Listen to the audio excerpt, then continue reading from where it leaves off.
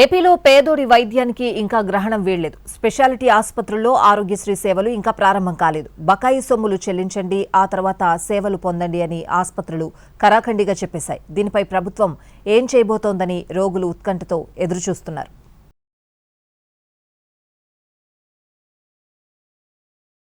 ఆంధ్రప్రదేశ్లో ఎన్టీఆర్ వైద్య సేవ పథకం కింద వైద్య చికిత్స సేవలు అందించాలంటే కొత్త ప్యాకేజీలు ప్రకటించాలని డిమాండ్ చేస్తున్నాయి స్పెషాలిటీ ఆసుపత్రులు. పాత ప్యాకేజీల లెక్కన వైద్య సేవలు అందిస్తే నష్టపోతామని, నెలకు అసలు ఖర్చు దాదాపు 450 కోట్లవుతుందని చెబుతున్నాయి. స్పెషాలిటీ ఆసుపత్రులలో కొన్నిటికి ఎన్టీఆర్ వైద్య సేవ చెల్లింపులే ప్రధాన ఊరట. ఎన్టీఆర్ వైద్య సేవ పథకం కింద పేషెంట్లు రాకపోతే ఆ ఆసుపత్రులు మూతపడే పరిస్థితులు ఉన్నాయి. స్పెషాలిటీ ఆసుపత్రుల యాజమాన్యాలు గంటన్నరసేపు జూమ్ మీటింగ్ నిర్వహించాయి.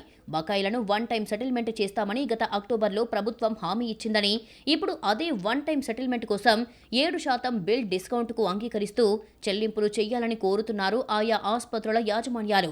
1000 కోట్ల రూపాయలు చెల్లించే వరకు సేవల పునరుద్ధరణ కుదరదని చెబుతూ అంతవరకు సమ్మెను కొనసాగించాలని నిర్ణయం తీసుకున్నారు. బకాయిలలో 1000 కోట్లు మొదటి విడత విడుదలైన తర్వాత ప్రభుత్వం ప్రతి నెల 200 నుంచి 300 కోట్ల రూపాయల చెల్లింపులను నిరంతరాయంగా కొనసాగించాలని స్పెషాలిటీ ఆసుపత్రుల యాజమాన్యాలు డిమాండ్ చేస్తున్నాయి. రెండో విడతను వచ్చే త్రైమాసికం ఆగస్టు-సెప్టెంబర్లో పూర్తి చేయాలని ప్రభుత్వానికి విజ్ఞప్తి చేశారు.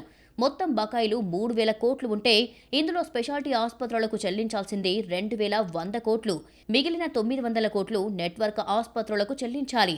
ఇప్పటికే మిగిలిన నెట్వర్క్ ఆసుపత్రుల యాజమాన్యాలు సైతం బకాయిల కోసం ఎన్టీఆర్ వైద్య సేవ ట్రస్ట్ కార్యాలయం చుట్టూ తిరుగుతున్నాయి.